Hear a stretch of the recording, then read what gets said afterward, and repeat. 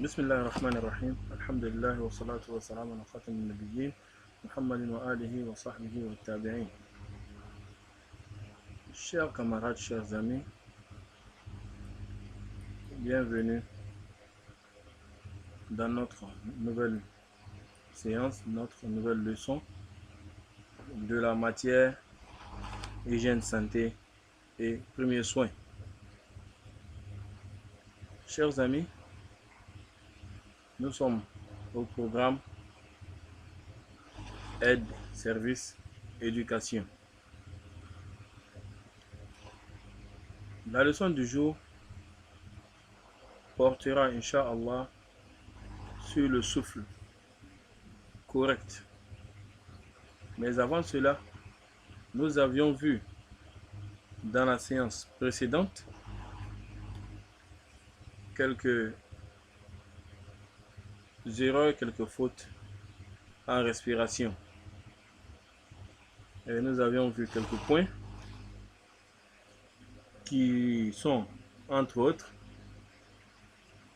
la respiration par la bouche, la respiration par la poitrine et respirer rapidement et par intermittence,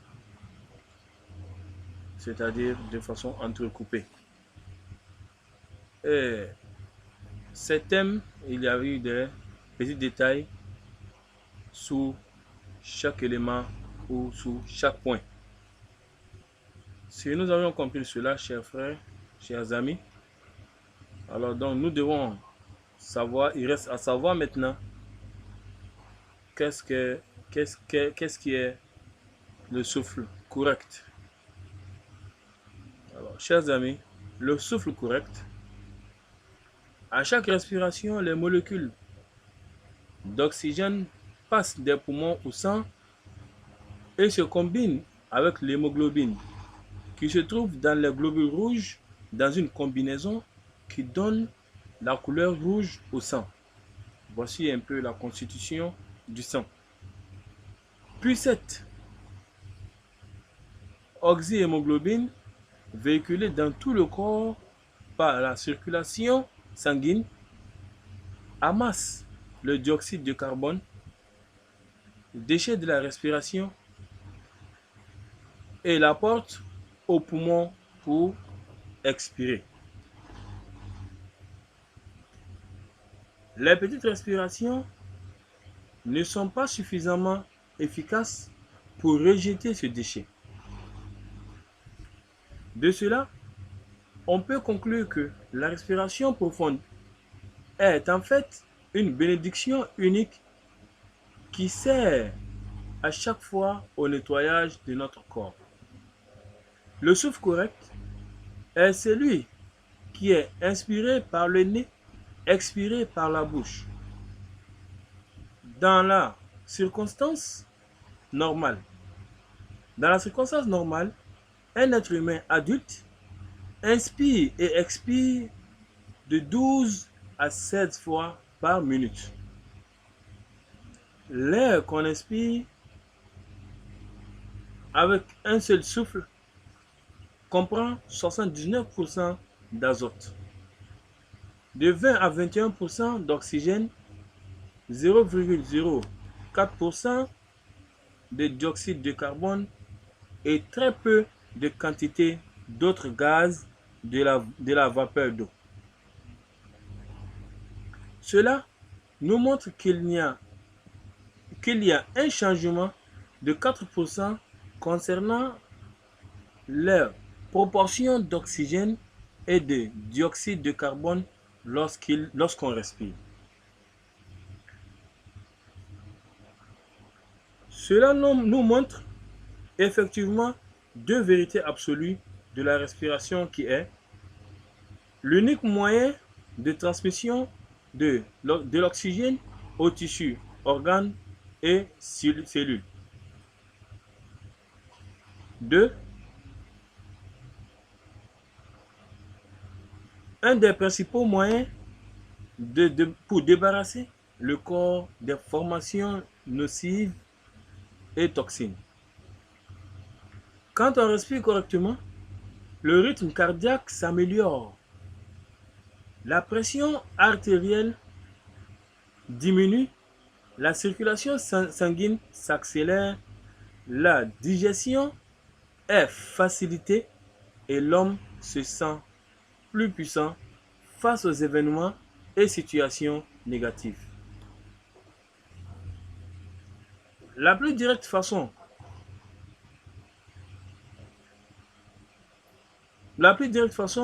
pour se débarrasser des situations telles que les troubles du sommeil ou la toxicomanie est de s'accoutumer avec une respiration correcte et de savoir se reposer. Prier régulièrement constitue une des plus pratiques applications.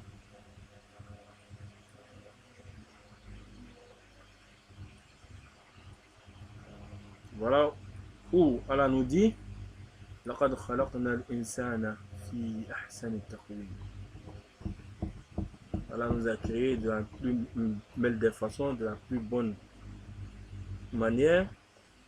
On nous demande toujours dire Alhamdulillahi Rabbil Alamin.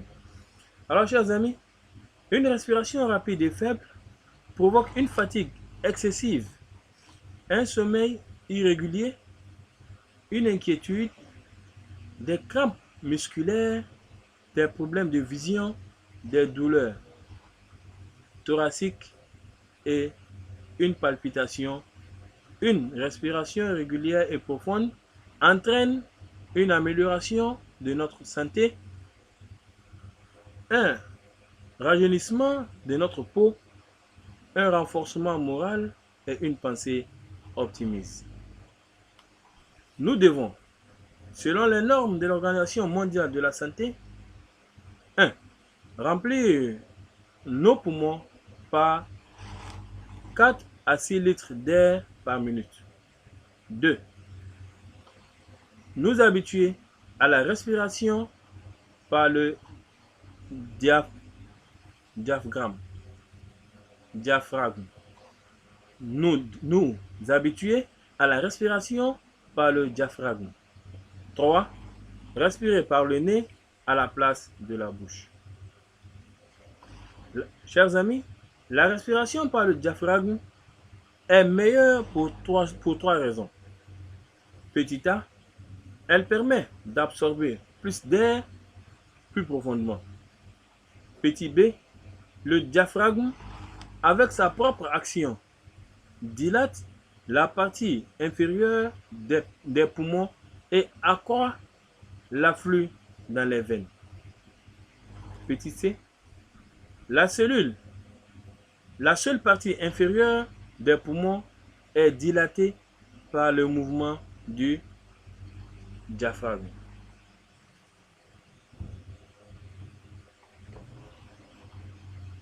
Alors, nous venons au troisième point qui est cause affaiblissant la qualité de la respiration.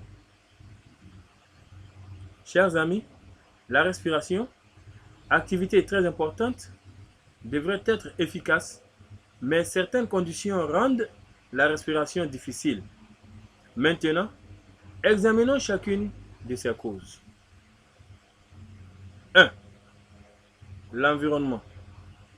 Le gaz d'échappement causé par une circulation intense, la fumée des cigarettes émise par les personnes ayant une mauvaise habitude ou la hausse de consommation de combustible pendant les mois d'hiver sont nocifs.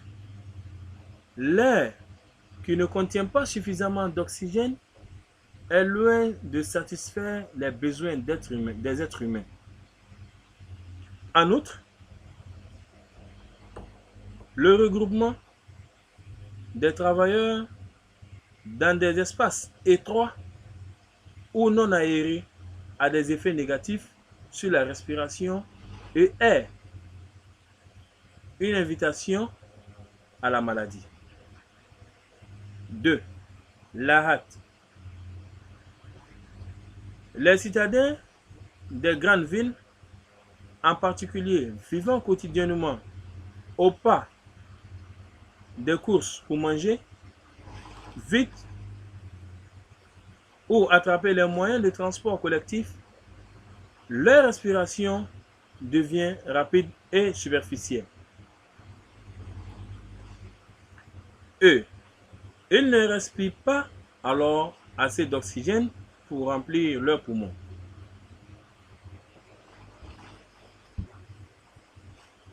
3. Le stress.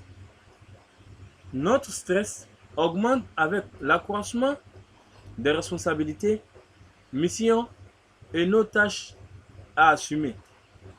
Cette situation entraîne une respiration superficielle et rapide. 4. La sensibilité. Les personnes sensibles souffrent facilement, s'excitent facilement, se mettent rapidement en colère et vivent leur joie et leur chagrin dans les limites extrêmes.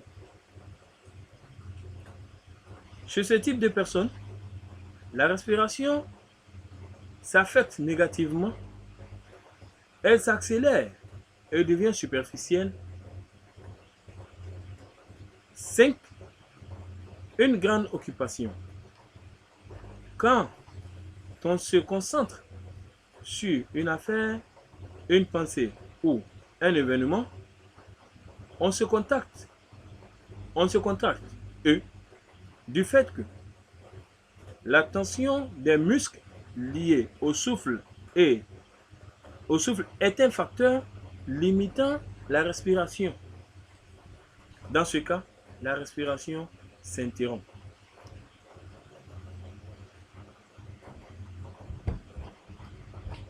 6. Une mauvaise posture. Ce sont les positions qu'on a coutume de prendre en s'asseyant ou en marchant qui entraînent une contraction de la respiration et une diminution de sa qualité. Des mauvaises postures telles que rester debout, marcher en vacillant ou le dos courbé raccourcissent la durée de la respiration et nuisent au bon fonctionnement des poumons.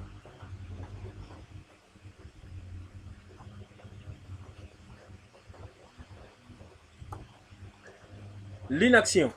7. L'inaction. Travailler assis.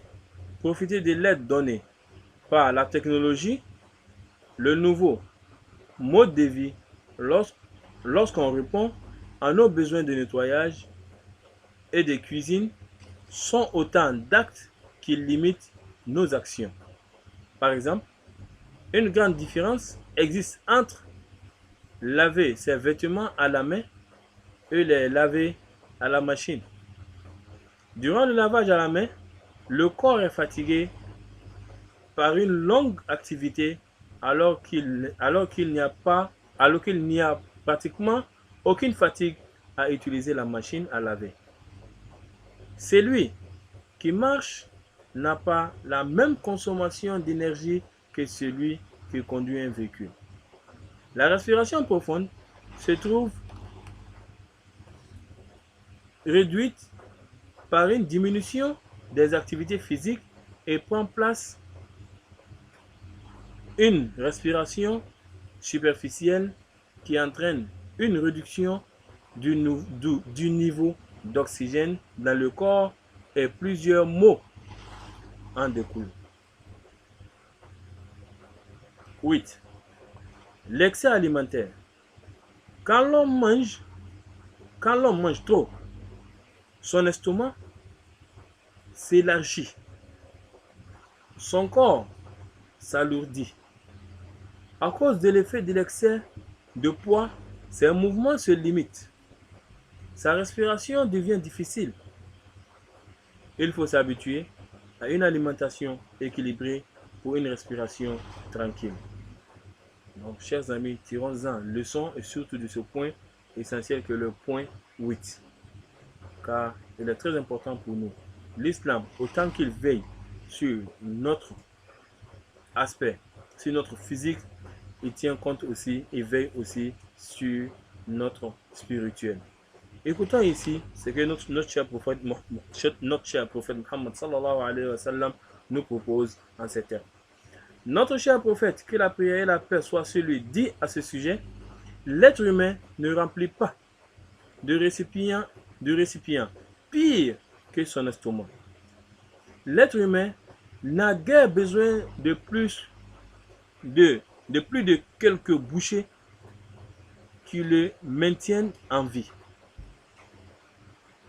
S'il veut absolument manger davantage, alors qu'il consacre un tiers de son estomac à sa nourriture, un tiers à sa boisson et un tiers à son souffle. Nous trouvons ce hadith dans la référence suivante à Tirmidhi, chapitre Zuhd, numéro 74.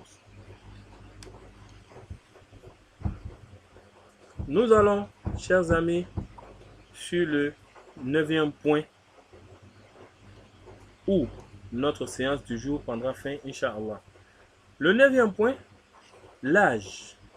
L'être humain atteint à la vingtaine l'optimisation de sa capacité et fonction pulmonaire, puis l'être humain, je reprends, l'être humain atteint à la vingtaine l'optimisation de sa capacité et fonction pulmonaire.